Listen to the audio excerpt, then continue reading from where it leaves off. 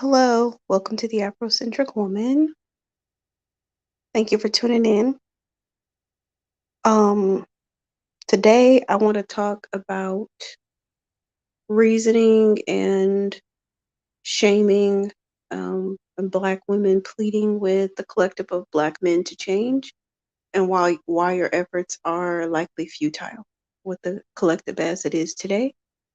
I'm seeing some very smart women, very articulate, many of them very beautiful, laying out really compelling arguments and uh, requests, demands, even for change. And it pains me to see this because they really feel like it's going to work. Hold on, y'all. Hold on.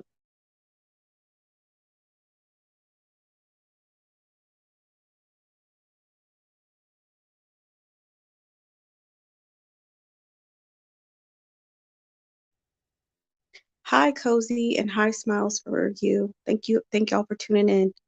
I'm seeing women, write things like "Dear Black Men," blah blah blah blah blah. Um, First of all, before I get into it, let me extend a warm welcome to new ladies who are coming on board in understanding exactly what the problem is, understanding why you've been trying all these years to get someplace and you haven't been able to move forward, not realizing that you had a dead weight and anchor and not an actual partner that's helping you. I want to just welcome y'all. I understand there is an influx of maybe tens of thousands of Black women at this point in time through various uh, modes who are coming on board. I want to extend a warm welcome to you. I want to point out something that y'all are doing, and I want to give you some context about it. This is not to shame you or to be rude or to be harsh with you, but I just want to let you know what I'm seeing. I'm seeing you new ladies who are coming on board and who are grappling with what the problem is. You think that laying out a complex critique and plan of action and asking what should be your counterpart, which is actually your adversary, to do X, Y, and Z, and you're dedicating a lot of time to this. What I can tell you is that this is a pit stop towards your own personal liberation and your own personal way to get to the next level in your own life. Now, you can hang out, hey, more MK, you can hang out in this space for as long as you want to, but I would encourage you not to spend too much time and, if possible, no time in this space as possible. Because if you stay in the pit stop of begging and pleading, you're not going to be able to reach your next level. You're not going to be able to take the next step. I want to talk about okay. In order to understand what's going on, you need to understand personality disorders because that's what we have, a collective narcissism among the collective of Black males. You need to understand the ins and outs of personality disorders, and you need to understand codependency. Those are two key ideas and two key concepts that you have to understand. Now, in order to understand a personality disorder, you have to understand a personality formation.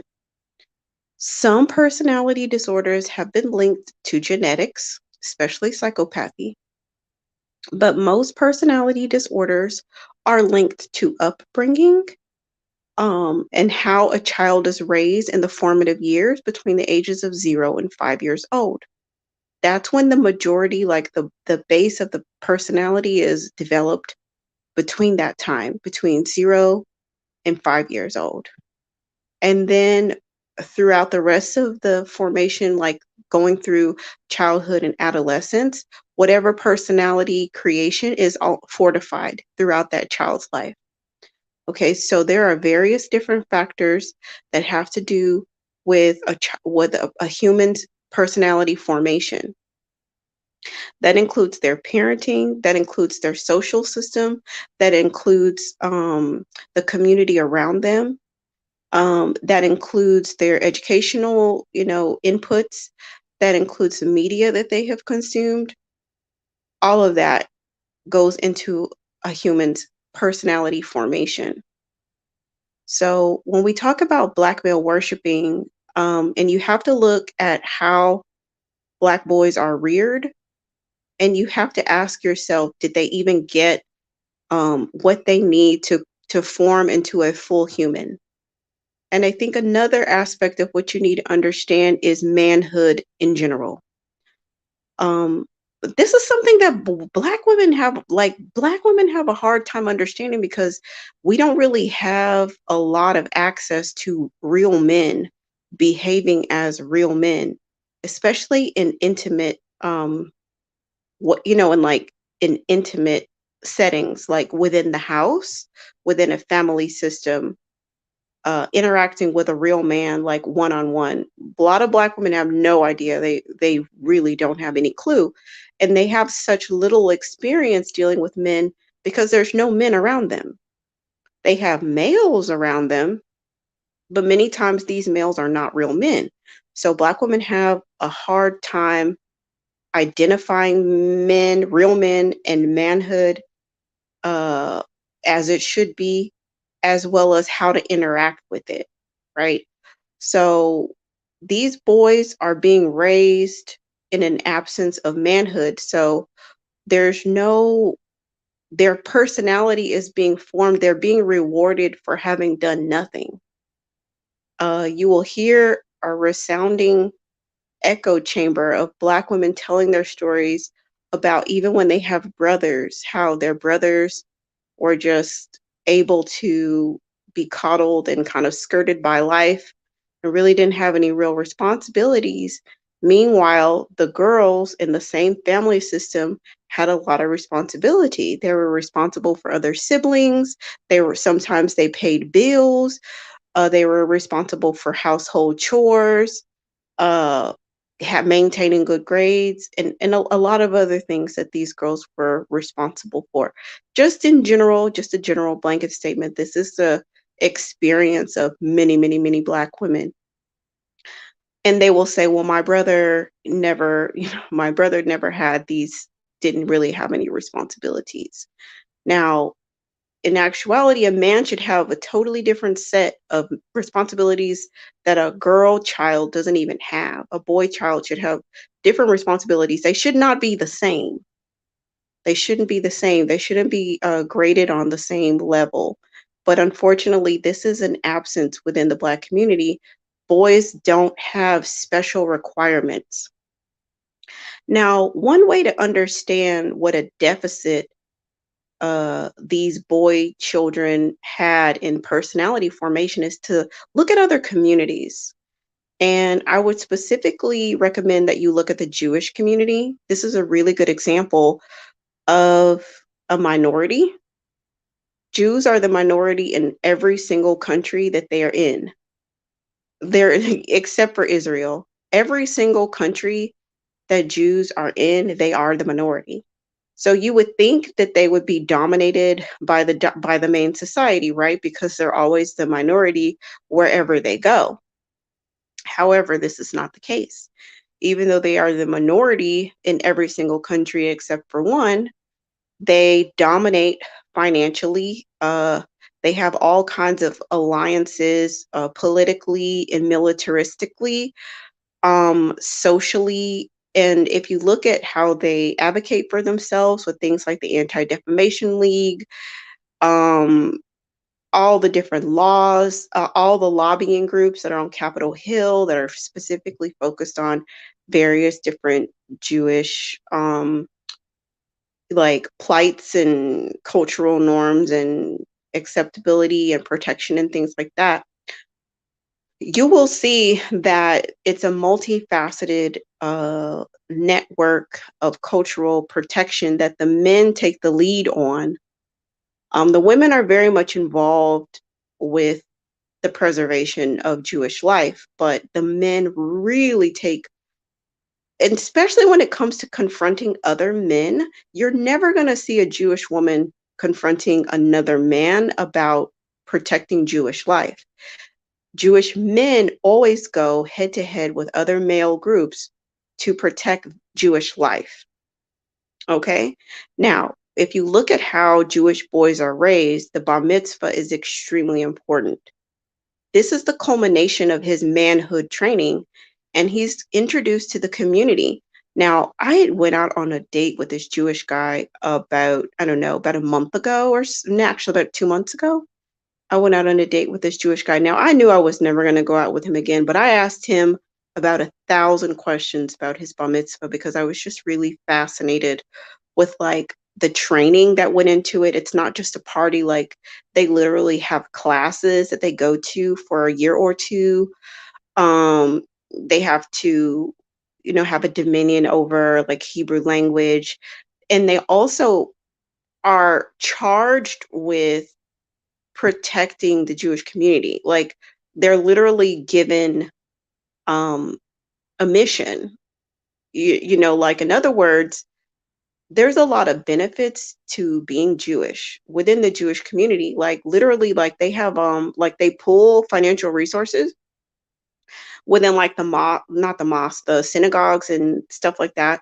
So some people are like more pious than others in Jewish community, and they're much more religious, so they don't make as much money as like your financiers and your accountants and attorneys and agents, because those are the industries that Jewish people dominate in.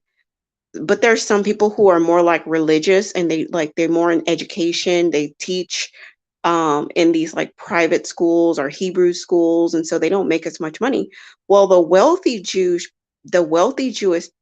people put money in a collective pot so that all Jewish people can live a good quality of life. It's very fascinating. Like if you have an opportunity to kind of just study like how they move, once you see actual cohesive community where the men don't despise their women, and the men actually take responsibility in protecting their own way of life, you will realize what a deficit we have been brought up into in this Black community, where we actually have a counterpart that's always looking for opportunities to exploit us, um, take advantage and live off of us, right? And everything that goes wrong, they blame us. They take absolutely no responsibility and no accountability. So I just want to back up to like personality formation. So these boys within the Black community are reared to expect everything for nothing. So they're not expected to produce anything. So they're raised like that. So when they just if they make it to adulthood, and you as a woman are expecting something of them, that will help you understand why you get such a visceral response. Like, how dare you ask me for anything? They were raised to contribute nothing. You see what I'm saying? So it's not about you. So don't take it personal. It isn't anything about you that isn't deserving of provisions or protection. It's just you are asking it from the wrong source. You see what I'm saying? You're asking it from the wrong source. They're not going to be able to do that because it's not in them. And it has not been in them because they were not raised like that. And I think that personalities usually don't change. It's like a 1% chance of somebody's base level of personality changing because it's formed in childhood. It's formed in like from infancy on into 5 years old and beyond. So spending a lot of time, dear Black man, please, blah, blah, blah, blah, it's a waste of time. Even trying to shame them. The thing about their behavior is that they don't feel shame. They don't feel ashamed. You find it to be shameful because you have pride. And so you find certain things that they do to be shameful, but you have to understand they don't find it shameful at all. There's so many times that they are usually doing things online thinking that it's a flex when everyone is looking and laughing and they don't even know. They think that they're laughing with them, but people are laughing at them. They're not able to put two and two together. So just like they're so self-unaware of how they make fun of themselves just by behaving the way they do, I just don't think that Black women really need to put any extra emphasis on it. I think the behavior speaks for itself. The collective behavior speaks for itself. Um, just it just does. You really it's I was thinking earlier today and I couldn't think of a better analogy. Um, that's too offensive. I'll pass on that. But basically what I want to say is that you don't really need to like add any sauce to it because it really is um it's just so apparent. It's so blatant. It's so hilarious. Like the only thing that would look crazy is like us trying to reason with insanity. Like it's insane all by itself, but you don't necessarily have to participate. You don't have to involve yourself in it.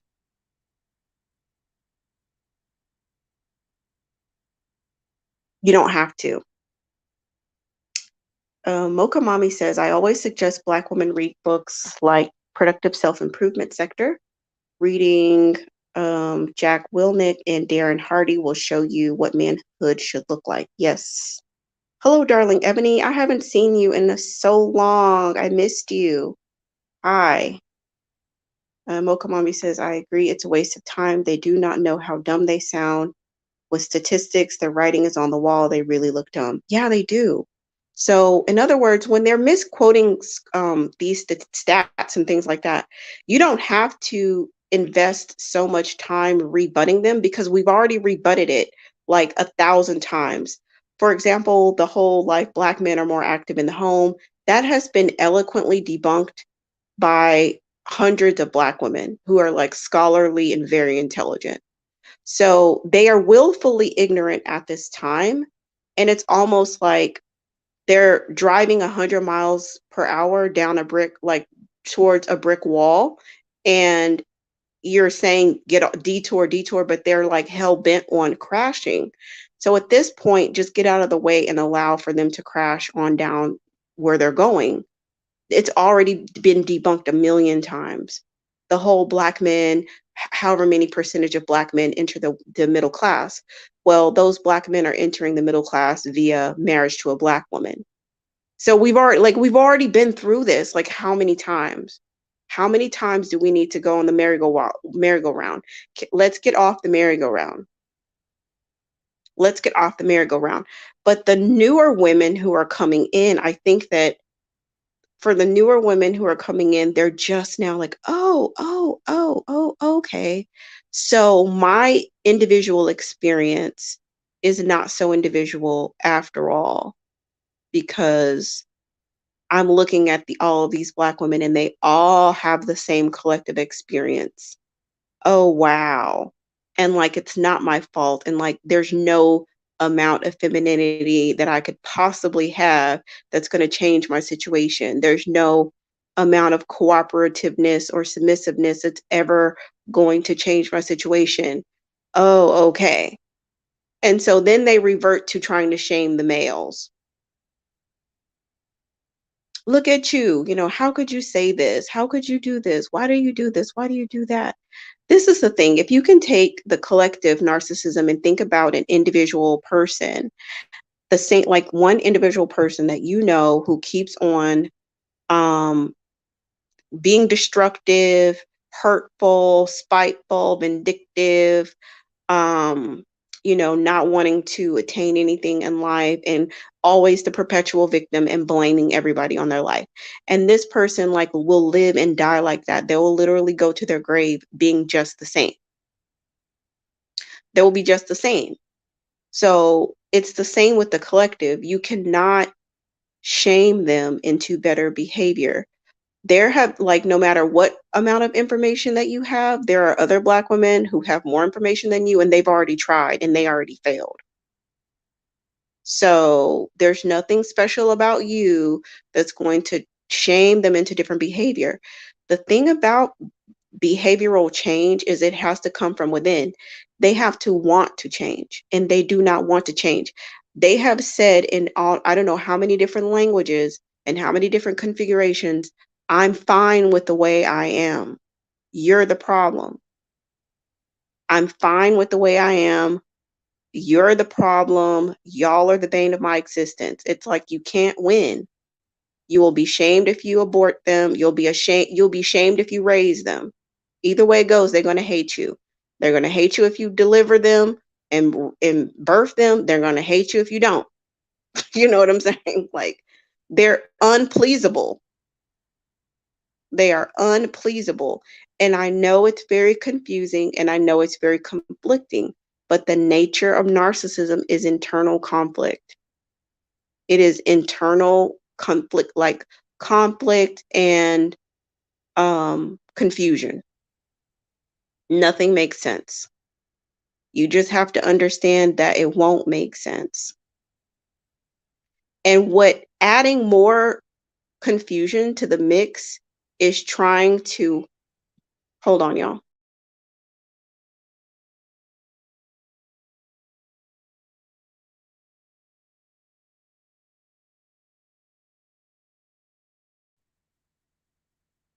Okay, so um let me put Mocha Mommy's book recommendation up in case anybody didn't catch it. This is what Mocha Mommy recommends you read. Um, but yeah, trying to reason with insanity, like at some point in time, you can have one fool, but if you sit up there and go back and forth with the person, then you become the fool too. And you don't have to be, is what I'm saying. You don't have to be, you don't have to engage with that. Because I just pray that this pit stop, I pray that Black women don't spend too much time there. I really do.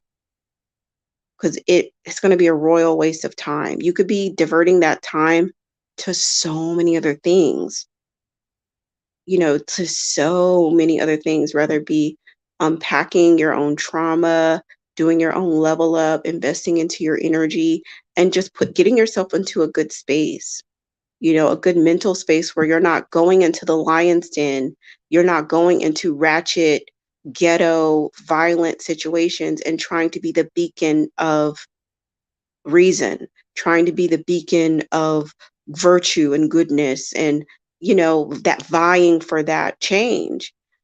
Um, Here's the bitter pill. They don't want to change. They don't want it.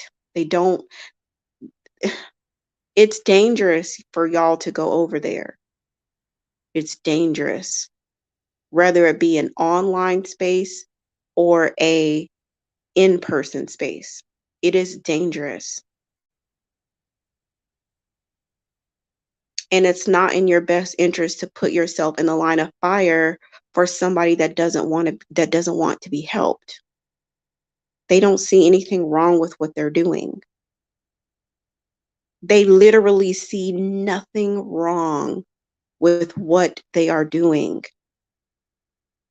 The only thing that they are trying to attain is instant gratification, mostly sexual. That's it. There's really no end game with them. There's nothing that they're trying to build or create.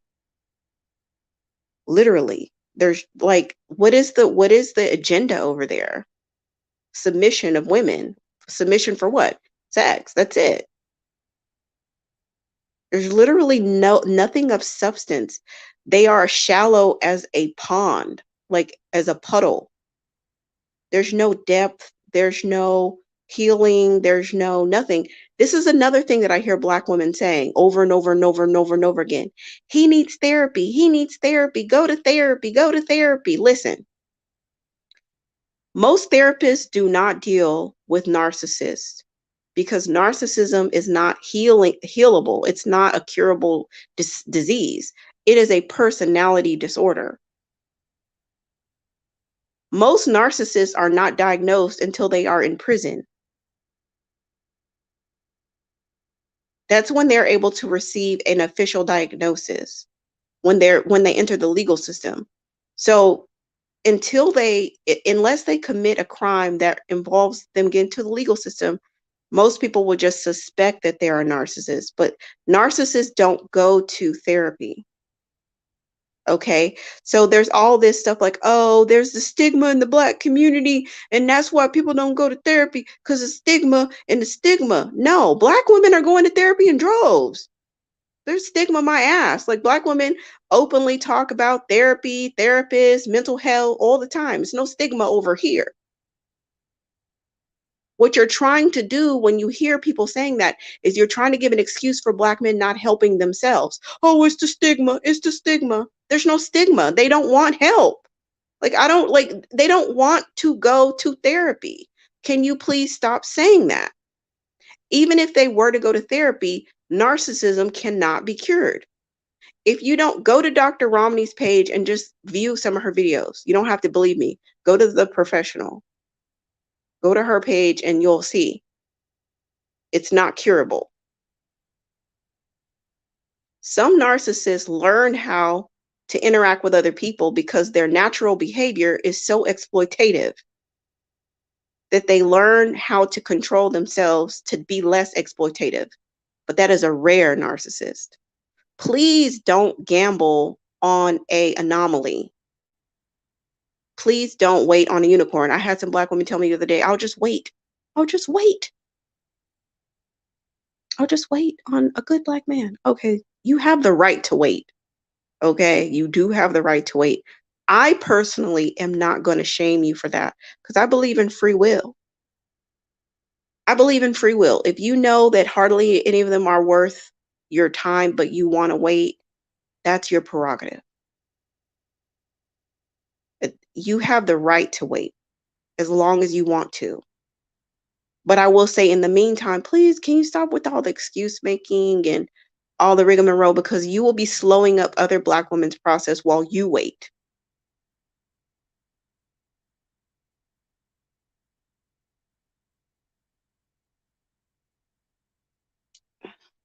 Let's see. Hey, Queen Wisdom.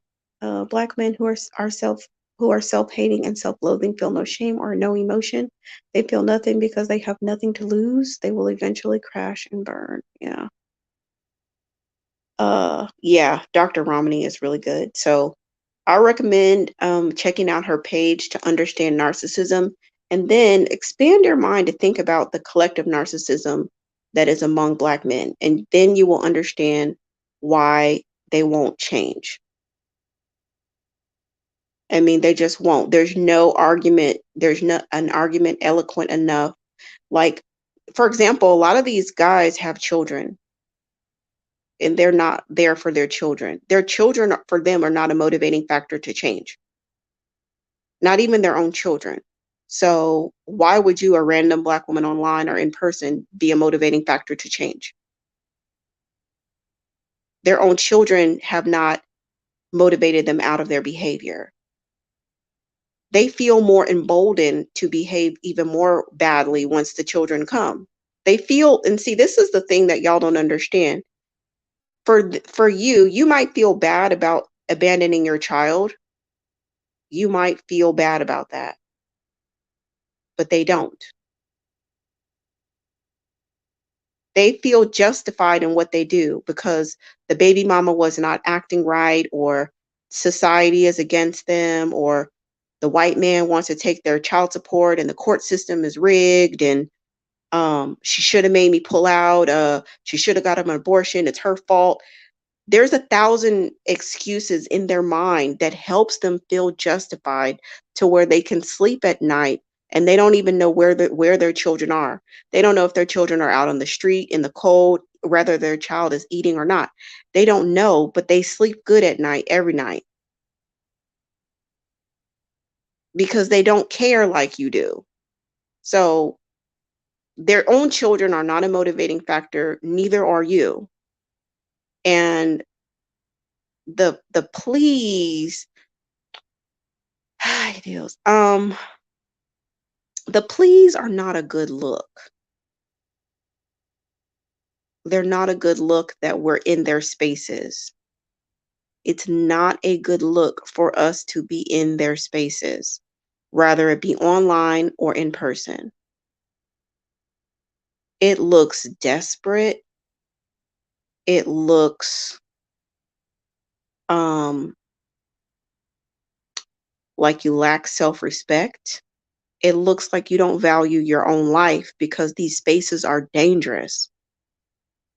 They're dangerous for your mental health, and then when you're in person, they're dangerous for your physical health.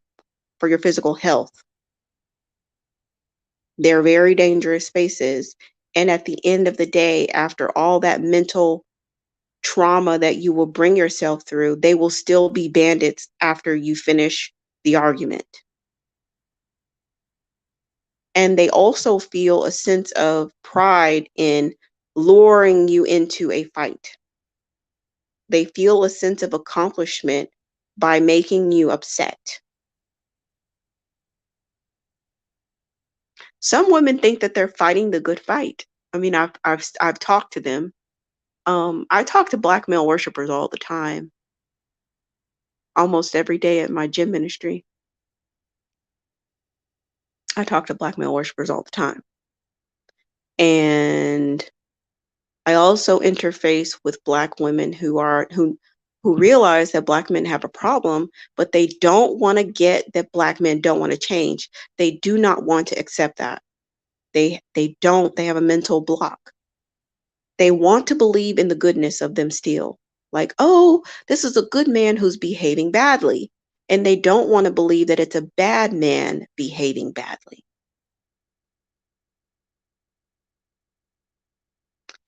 I mean, I can think about my own individual life, and I have spent a lot of time trying to reason with unreasonable people or people who don't want to change. This is the thing, like, I think some of it's projection, and we project our good qualities onto other people. So for me, I know I had some hangups.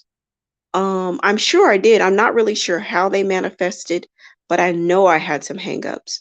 And I remember going to the doctor. My doctor asked me some questions, and um, I filled out a paperwork. She asked me some questions. A lot of things spilled out, and it was very ugly. It was very ugly. It was ugly in a good way because when you're organizing your house and you destroy the house before you organize the house, that's basically what was happening with me. Everything was ugly before it became beautiful again. But once I was shown an issue, I decided to attack the issue. I decided to do something about it. And I did it because I had access to help. And I just have this belief that if you have a problem and you can get help about it, then you'll just get up and you'll do it. You'll get help about it. But that is a value system that everyone does not share. Some people will languish in the same problems until they die. So if you have a belief system that projects, if you project your belief system onto others, that if they know the problem and if they know the solution, then they will change, you can waste a lot of your time because that is not true. That is not how people operate across the board. Some people will be aware of the problem, they will hear what you're saying, but you will sound like Charlie Brown's teacher. Womp, womp, womp, womp, womp. Okay, because they have absolutely no intention and no desire to hear anything that you have to say, and they are content with living the way they are.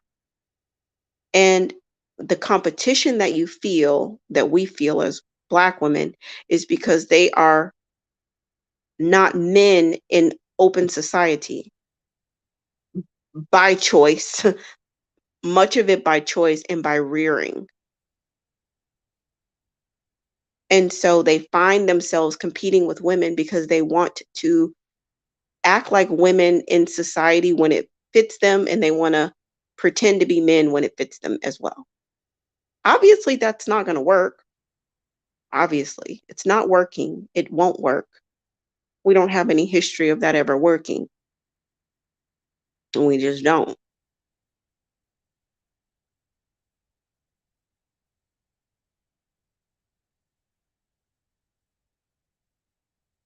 They still have hope from them. That hope will keep them stuck. Yeah, that hope will definitely keep them stuck. It's so unfortunate. It's so unfortunate. But yes, this is what I'm observing. I'm observing new women coming, and they're not focusing on themselves. They're focusing on and some of them are diligent about it every day. Every day they are dedicating time to going over into their spaces. And they'll post a picture. Oh, look at this guy. He's so dusty, and he's trying to tell me this, but it's really that, and it's this and it's that. And it's like, they're all they're all dusty. Like, we cannot profile every dust. Like, we don't even have time. How would you have time to profile them? They don't feel any shame. So a shaming tactic is going to be futile. What could you use that information? What could you use that time on for yourself and for connecting with other Black women? You could use that time to connect with other Black women. You could use that time on something else. So, just to go back, it's very important to think about personality formation and what goes into creating a good human. Um, if you do have a chance to go to Dr. Romney's page, you will learn that overpraise and coddling can create a narcissist, just like overt abuse. And oftentimes, Black boys receive both overpraise and abuse, which makes them particularly toxic. It's a very toxic cocktail. Yeah, I do have this video. I have this video. I probably I probably won't release it, but I just was at the park the other day. Um, this may have been a couple months ago, and I just remember seeing this group of Black boys, and they were just like wailing on this little kid. I don't know what I was just like, wow, this is crazy. And I'll see that a lot too. And then I'll look at like other groups of boys, and they do roughhouse, and they do kind of like, pass licks and stuff like that. But it's not like this gang jumping like you see among the Black boys. Like, you know what I'm saying? I don't see that. Just like me being a mother and like going into spaces and observing children. And I don't see that with other boys the way I see that with Black boys. So this notion that the Black single mother is the responsible for 100% of their abuse, that's just not true. A lot of it is at the hands of other Black males. It is it's a very violent anti-life culture that has gone uncriticized for a long time due to racism, racism, racism. Oh, it's racism, it's this, it's that. And so it's really like hasn't received proper criticism. But I would say get out of it, like observe from afar. Observe from afar. You don't have to get in there and windmill.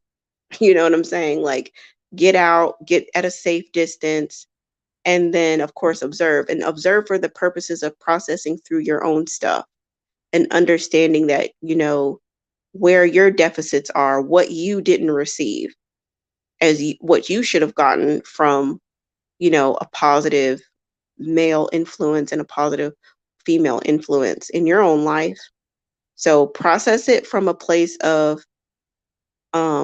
your own self-work, is what I'm saying. Process it from your own self-worth, because having an understanding that certain things that happened was not your fault. Your dad walking out on you was not your fault. That's going to be helpful information for a lot of Black women that carry around that guilt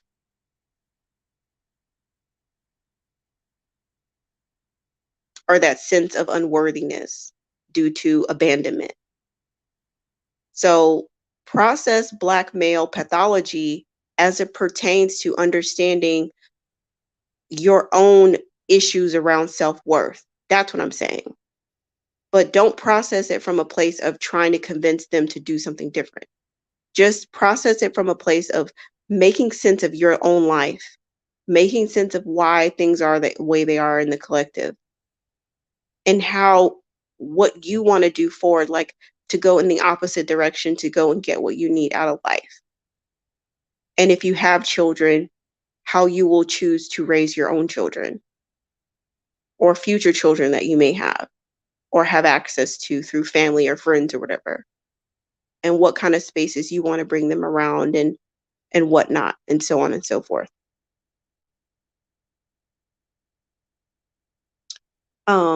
So yeah, that's what I changed. And then I don't know when.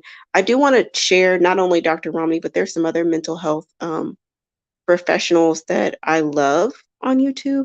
So I just want to kind of go through some of my favorites and share them with you ladies, because I'm pretty sure they might have some gems to share. You know, you might get some good insights from them as well, around trauma work, codependency, narcissism, and the like. Alrighty, y'all, I need to go and do this science project with my little one. Get We are growing crystals, so let me go ahead and skedaddle, and we will talk soon. All right, y'all. Peace and love.